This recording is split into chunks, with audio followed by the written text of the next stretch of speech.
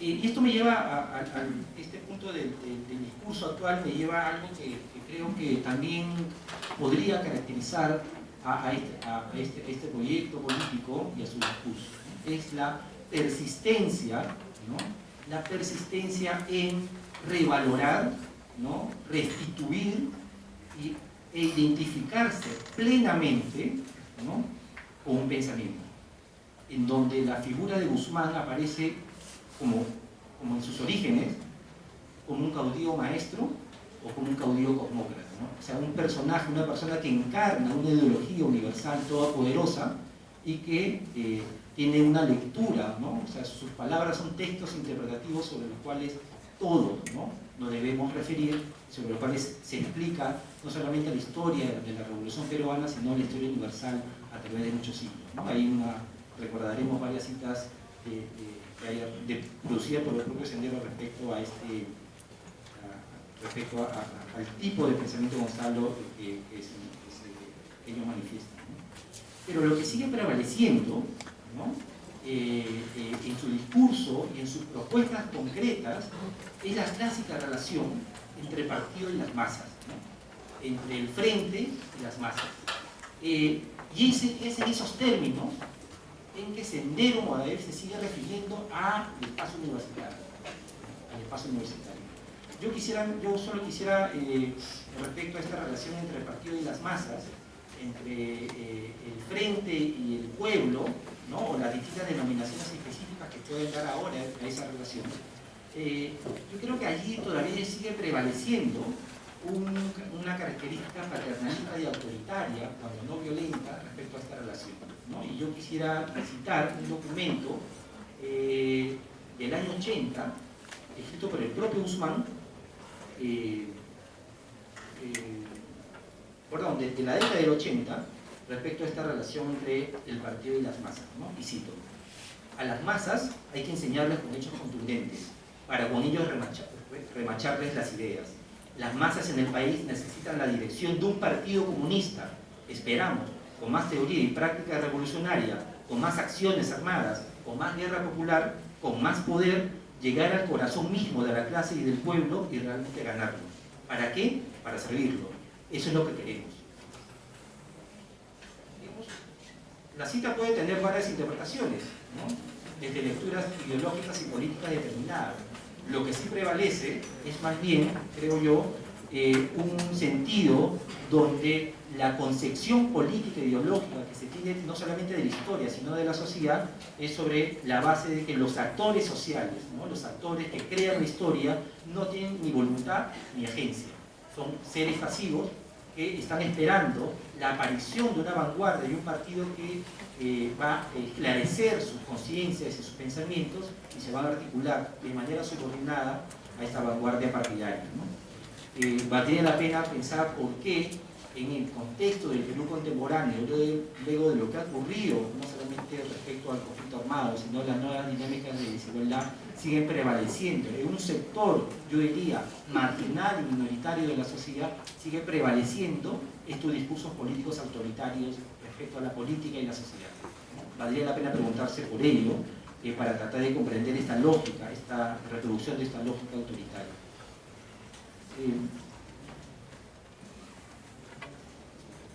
Vuelvo sobre el asunto de Sendero, Modaer y la universidad. Insisto en la idea, ¿no? Sendero nunca ha tenido una propuesta para la universidad, ¿no? Una propuesta académica, no ha tenido una propuesta de desarrollo universitario, mucho menos ha tenido una propuesta consistente y explícita respecto a lo que sería una nueva universidad en un contexto de un país, de un Estado más democrático y nacional.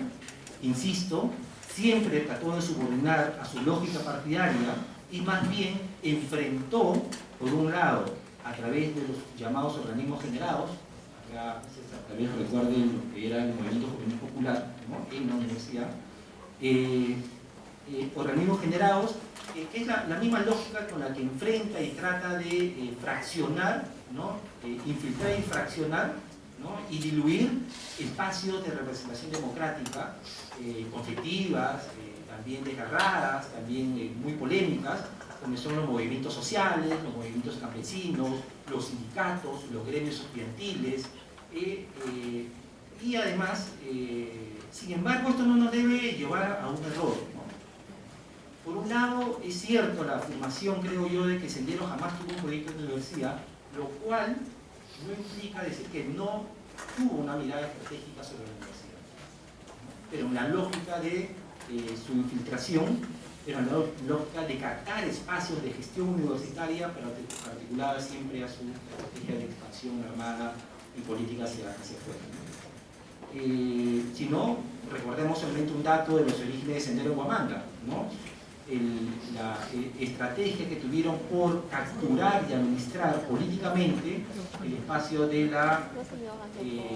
del Ministerio Universitario y la Dirección Educacional, donde estaban el propio Guzmán y otro cuadro importante de Sendero Luminoso, Antonio Díaz Martínez.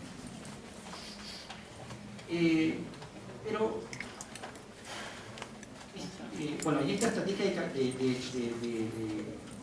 que nunca tuvo una propuesta, pero que sí medró la universidad para sus espacios de proselitismo, propaganda de agitación, se repitió básicamente, no únicamente, pero yo sí encuentro de manera bastante clara en 4 universidades.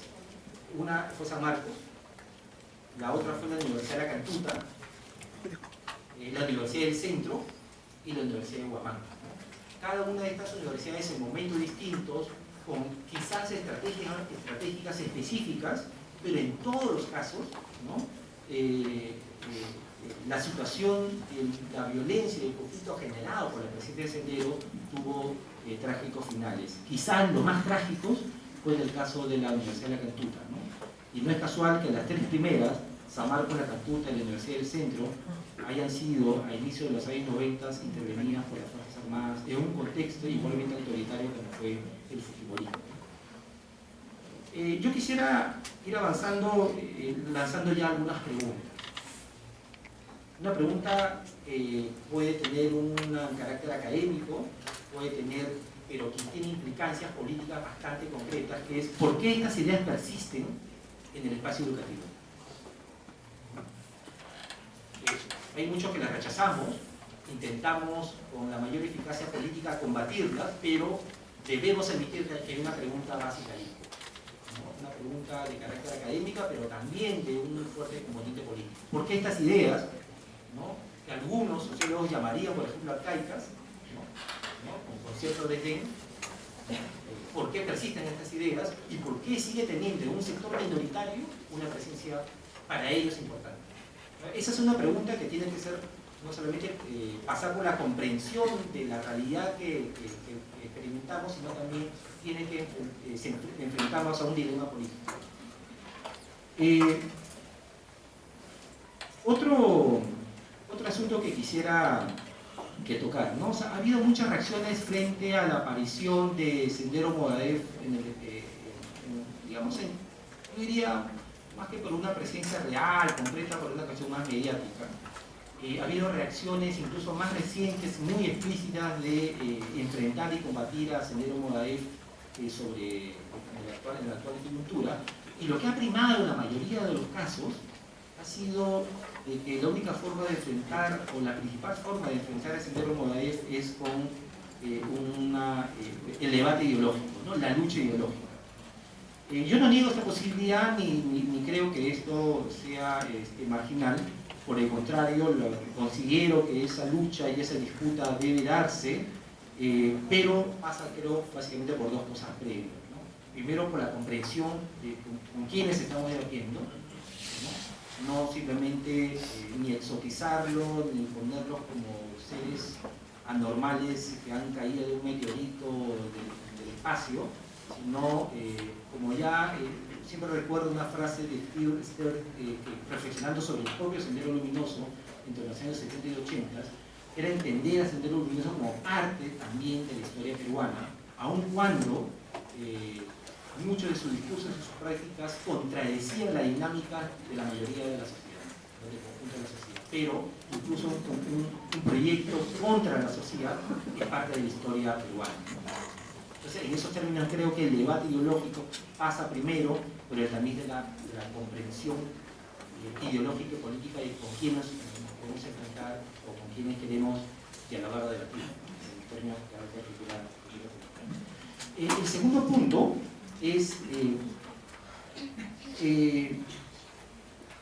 si el debate ideológico no es lo único ni lo principal, considero entonces que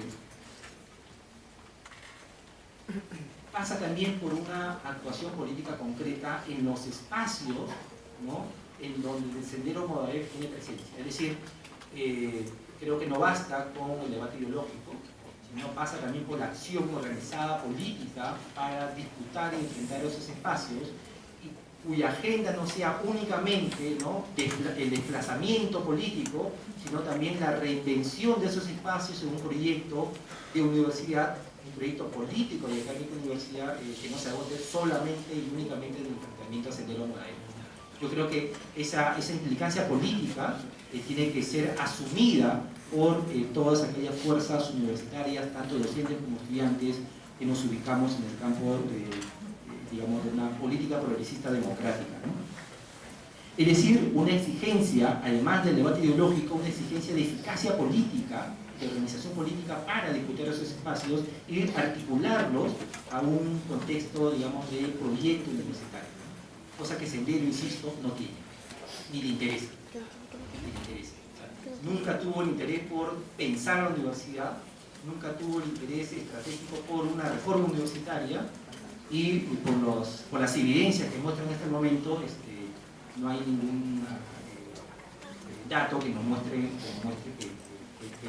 que ello actualmente le interesa. Sigo con dos preguntas más para quizás ir cerrando mi intervención, y es lo siguiente, ¿no? Algo que Sendero Movadef insiste en sus documentos, ¿no?, recurrentemente, y eso hay que admitir que es una persistencia que otras agrupaciones políticas no tienen, ¿no?, todavía, izquierda básicamente, y ese es el siguiente asunto, ¿no?, que tienen una voluntad y una persistencia por asumirse como los representantes de los excluidos por el sistema democrático. Obviamente bajo un discurso particular, insisto, donde la lectura clasista de la sociedad prevalece todavía, incluso en un contexto mundial y nacional mucho más heterogéneo y complejo, pero este debate ideológico, esta mayor eficacia política para disputar los espacios políticos, también pasa por construir un discurso y una práctica donde el conjunto de fuerzas de izquierda democráticas o un conjunto de fuerzas simplemente no exclusivamente de izquierda, sino políticas democráticas, traten de construir un discurso político ideológico eficaz en donde los sectores sociales excluidos por el sistema democrático se sientan representados por estas propuestas, ¿no? Es evidente que Sendero Movadef trata de construir este discurso de representación que en realidad no lo tiene, ni lo usa. La estrategia más bien, creo yo, pasa por reorientar esa representación en un contexto que enfrente desde el ámbito del fortalecimiento democrático, dar un discurso y un diagnóstico cabal sobre las desigualdades persistentes que todavía estructuran la sociedad peruana contemporánea. Termino con lo siguiente. Es una pregunta, ¿no? Una pregunta, insisto, cuya respuesta tiene que ser la comprensión académica, pero al mismo tiempo también la orientación política, ¿no? ¿Por qué Sendero Movadef sigue asumiendo el espacio educativo como un espacio de inserción política? O dicho de otro modo, ¿cuál es el papel que tiene el espacio educativo en la nueva etapa de inserción de Sendero Luminoso Movadef, de inserción política de Sendero Luminoso Movadef? O sea, ¿por qué persiste esto? ¿Por qué no otros espacios? ¿Por qué la universidad y magisterio? ¿No? En la universidad hay una estrategia, eso es evidente, ¿no? Y en el magisterio también, ¿no? Es el magisterio y lo que se llama el SUTE, Patria y Sendero, es una lucha que no es de la última coyuntura, sino que tiene una historia desde los años 70, ¿no? Incluso uno podría rastrear esto desde los inicios de los 70 en la inauguración del primer congreso que dio, del congreso del magisterio que dio nacimiento al SUTEP, ¿no? La pregunta es, ¿por qué el espacio educativo sigue siendo el espacio casi estratégico por excelencia para el proyecto de Sendero Morales? ¿No? Yo creo que es una pregunta que deberíamos quizás asumir con la mayor amplitud y seriedad posible.